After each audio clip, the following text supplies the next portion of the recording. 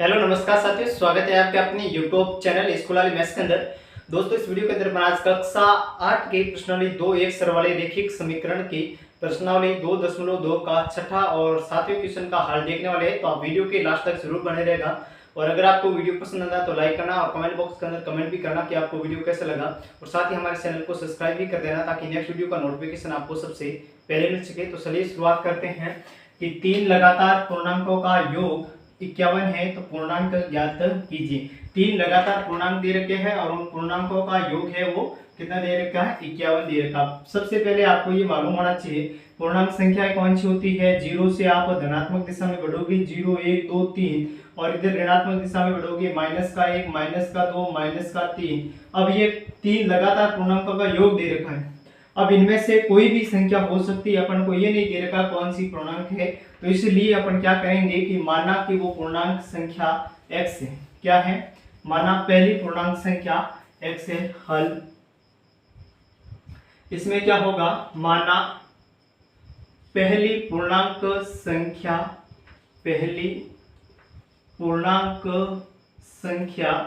माना पहली पूर्णांक संख्या अपन को कितनी मान रहे हैं, x मान रहे हैं। तो पहली पूर्णांक संख्या x है। जैसे मान लीजिए ये 3 लगातार पूर्णांक कह रहा है, मैं अगर आपको ये कह दूं कि एक पूर्णांक संख्या 2 है तो 3 लगातार पूर्णांक संख्या कौन सी होगी, 2 के बाद 3, 3 के बाद 6। अब 2 से 3 कैसे आया, 2 प्लस 1 किया। अब जैसे मान लीजिए अपन ने तो यहाँ पर 2 की जगह x माना था तो दूसरा पूर्णांक क्या होगा, x प्लस 1 हो जाएगा। तो यहाँ पर लिखोगे दूसरी पूर्णांक संख्या तो दूसरी पूर्णांक संख्या है वो कितनी हो जाएगी, बराबर लगातार है, पहली x है तो दूसरी कितनी हो जाएगी, x प्लस 1। 3 संख्या दे रखी है तो तीसरी पूर्णांक संख्या। अब आप यहां से देखिए, अगर मैंने यहाँ पर दिमाग में सोचा कि पहली पूर्णांक संख्या 2 है और लगातार 3 कौन सी हुई, 2 3 और 4। अब यहाँ से देखो ये 2 है, 2 से 4 हुआ, कितना हुआ, मतलब 2 प्लस 2 करना पड़ रहा है। 2 की जगह अगर आप x मानते हो तो कितना होगा, तीसरी पूर्णांक संख्या x प्लस 2 हो जाएगी। तो तीसरी पूर्णांक संख्या बराबर हो जाएगी x प्लस 2।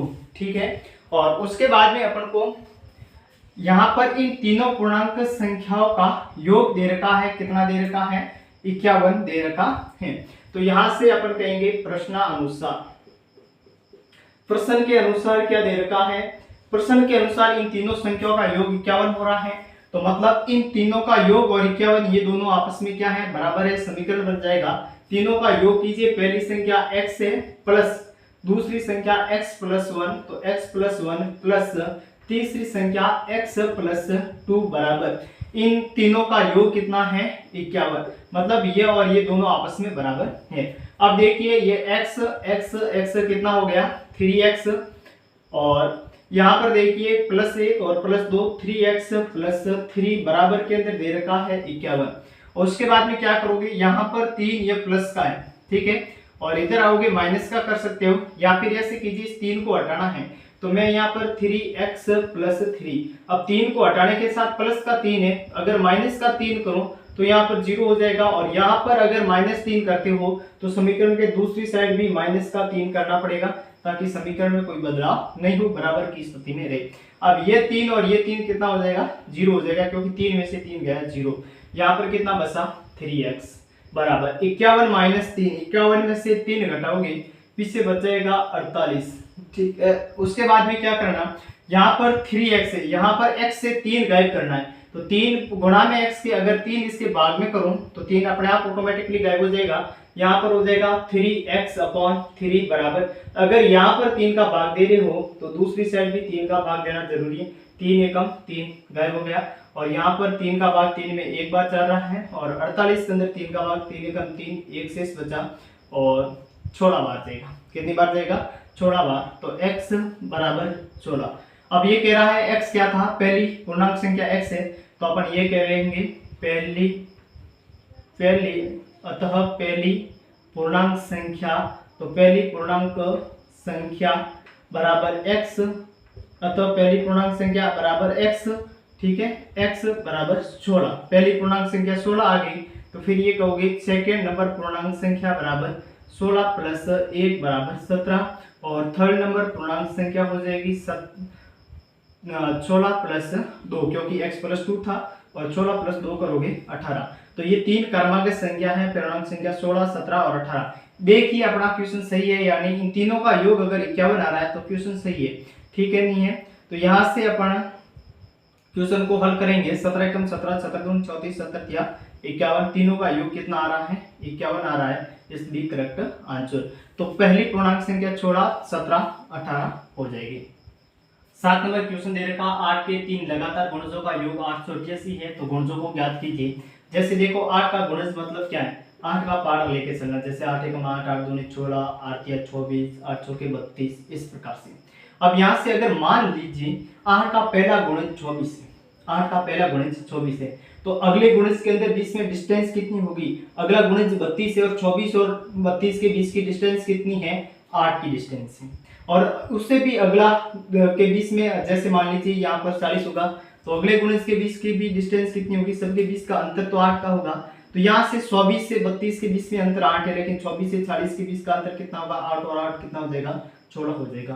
तो यहाँ पर मैं मान रहा हूं कि माना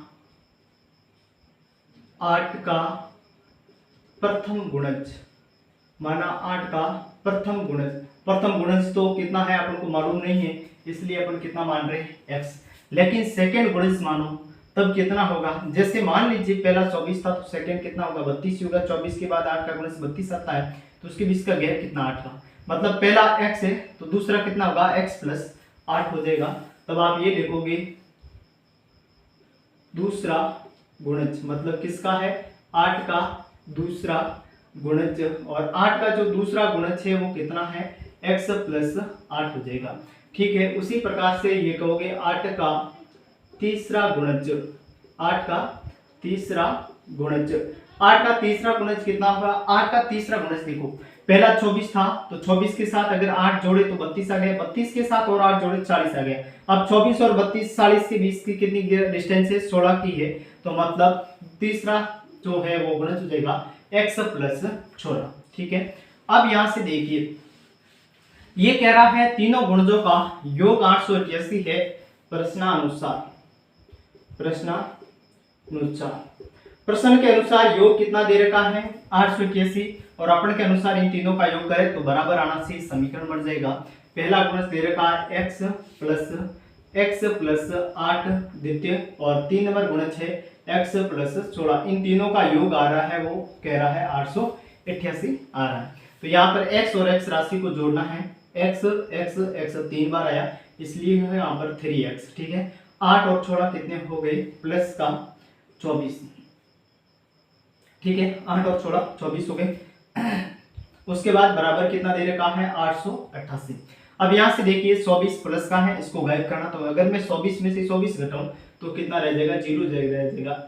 3x प्लस 24 माइनस 24, यहाँ पर माइनस 24 इसलिए क्या, क्योंकि 24 को 0 बनाना, बराबर 888 माइनस 24। अगर यहाँ पर माइनस 24 कर रहे हो तो यहाँ पे माइनस 24 करना, अगर यहाँ पर प्लस 24 कर रहे हो तो यहाँ पर भी प्लस 24 करना, क्योंकि अपन को इस दोनों तरफ पर लेफ्ट हैंड साइड और राइट हैंड साइड क्या रखना है? बराबर रखना है।